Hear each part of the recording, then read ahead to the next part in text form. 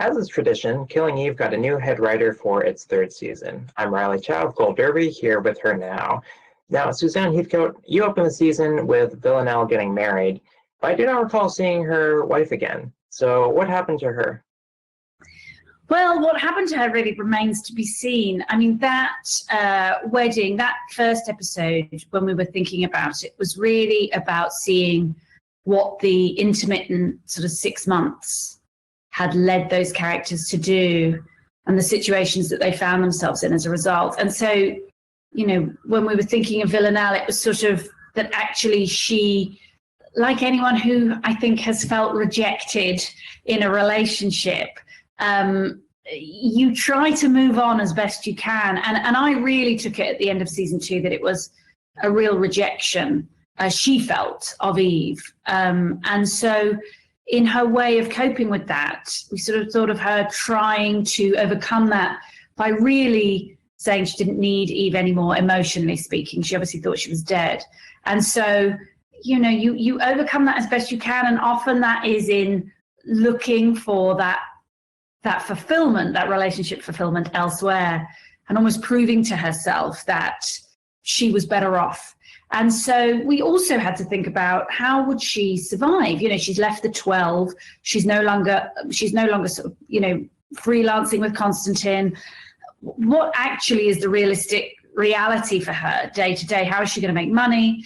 And there were so many versions we came up with, sort of, you know, different crimes she would be committing in order to survive. But the reality is the 12 being who they are, they would be omnipresent. So actually her marrying someone wealthy seemed, it just felt so right when we thought of it. And we kind of really debated where in the relationship we saw that. But actually in terms of serving the purpose of sort of finding that character at that moment and really kind of discovering what's happened in a moment, the wedding just seemed such a glorious way of showing that. And then having Dasha kind of arrive in that moment just felt like a really fun way of exploring it. So, you know, her wife, Maria, I think we just have to say is heartbroken somewhere. And who knows for season 4, maybe she will return again. That's out of my hands. But I would say she's probably, you know, alone somewhere eating wedding cake. I hope not like Miss Havisham, but yeah, we don't know. It's a very long-winded response to that one question. Yeah, you mentioned that it's out of your hands. And can we talk about that a bit, about how now you finished your run as head writer, the finale's aired. Do you feel relieved? How are you feeling overall? Yeah, I mean, I can't lie. I do feel a sense of relief. It's like, but, you know, it's like any ending, I think, of anything, really.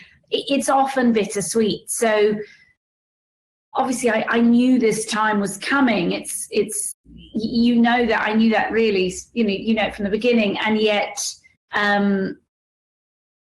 it's always sad to see a period of your life that's been very intense and a lot of fun, and I've loved the people I've been working with.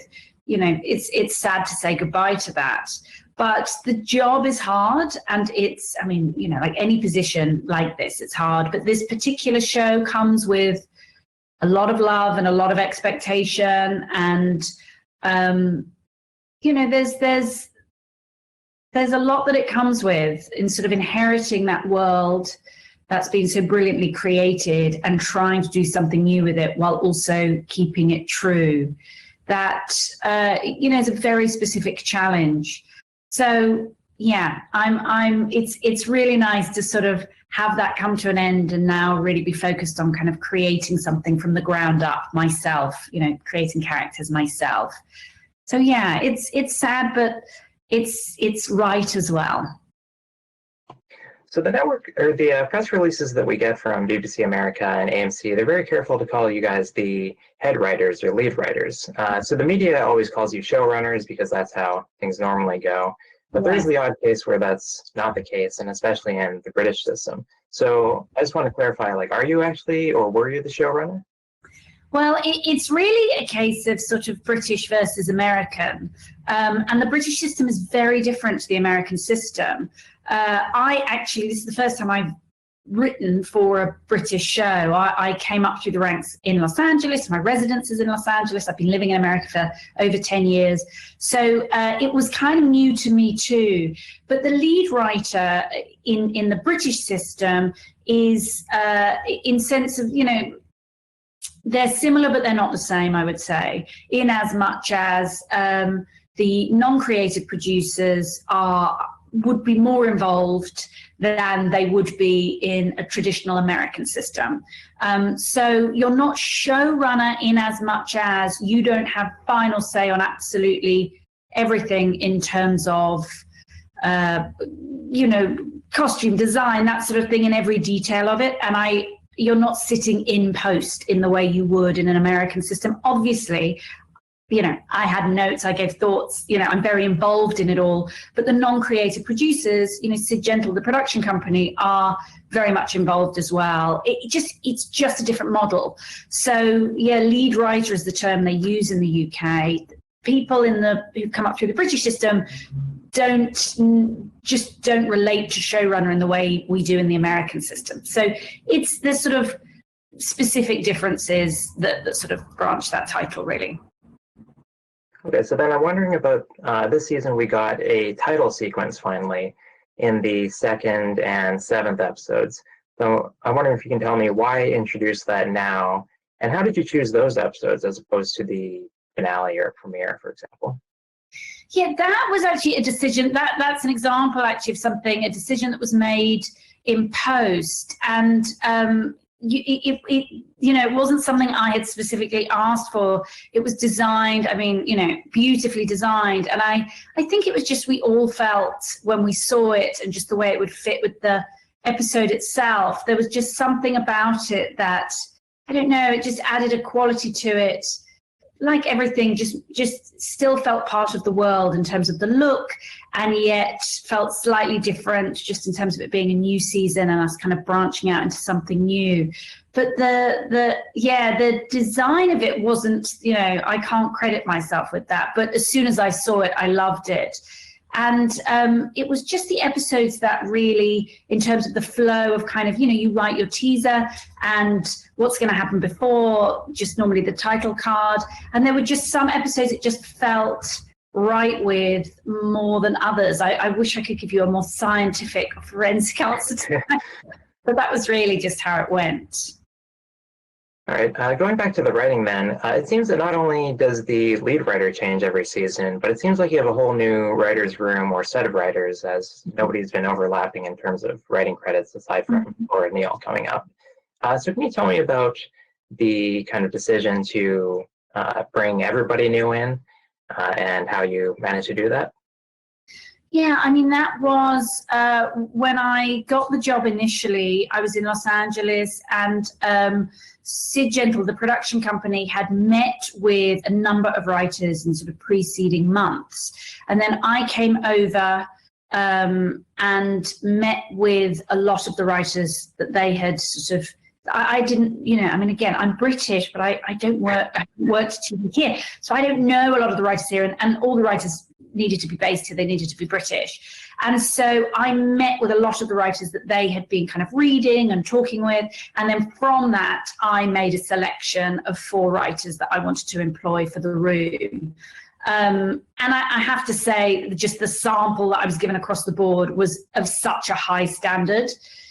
Yeah, London doesn't want for talented writers. So it was actually just a pleasure. And it was a difficult decision to make because everyone I met was so good in a sort of in varying ways. But it's about, like any writer's room, it's about chemistry. It's about, who do you think can offer what differently. So yeah, the choices that were made, and we were very lucky. We had a great room and a really great time in the room. And it's just about fitting those pieces together, as with any writer's room that you put together. And when you come in, I understand that they want you to make it your own, but how much is there kind of a long-term plan that you have to stick to? Like, is there, I guess don't say it, but is there kind of an end game or a number of seasons that they're kind of eyeing that you should kind of stick to in general?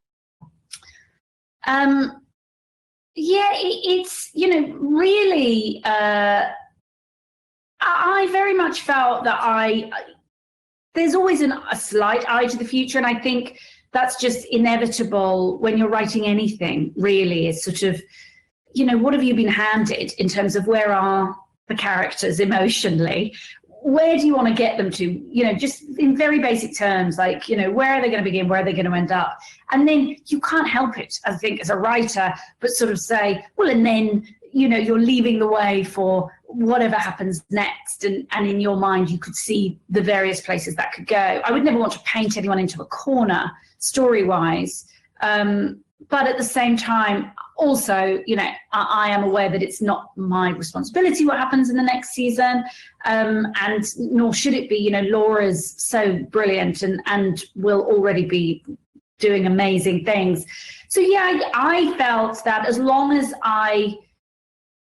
and I wouldn't have wanted to sort of end things in a way that would have been impossible to have moved things on for season 4, or made it very difficult to move things on for season 4.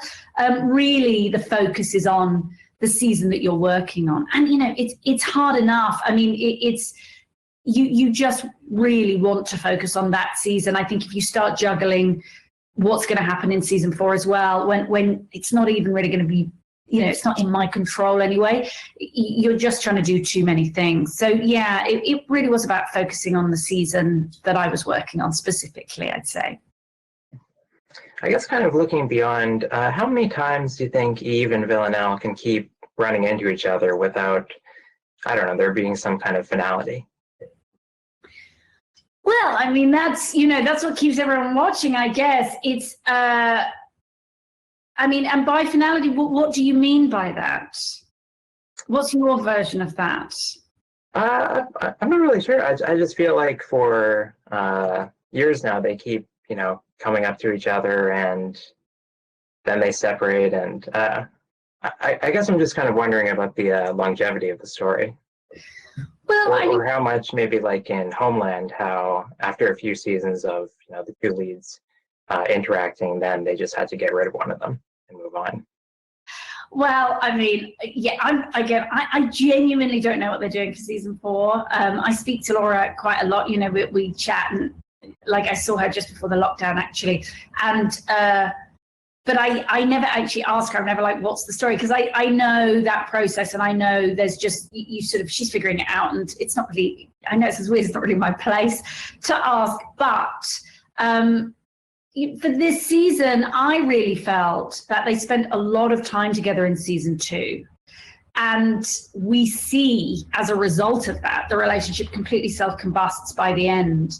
I mean, Villanelle shoots Eve and leaves her for dead. So, the relationship doesn't end well in that instance. And so for me to sort of pick the pieces up of that, it just didn't feel right for me to then have them instantly reunite and spend the entire season together again. It just didn't feel true emotionally. And such an enormous amount has happened in the previous 2 seasons, and such acts of violence, both to them and by them, that, in a short period of time, those 2 seasons, they're conflated. They're one period of time, really. I just felt that actually, particularly for Eve, a period was needed where they both kind of rebuilt themselves in a way. And really, this season was about them acknowledging where they're at and who they are as a result of everything that's been, because they're different people to the people we first saw at the beginning of season 1. They just are. So much has happened. And so only then through that could you have them reunite by the end.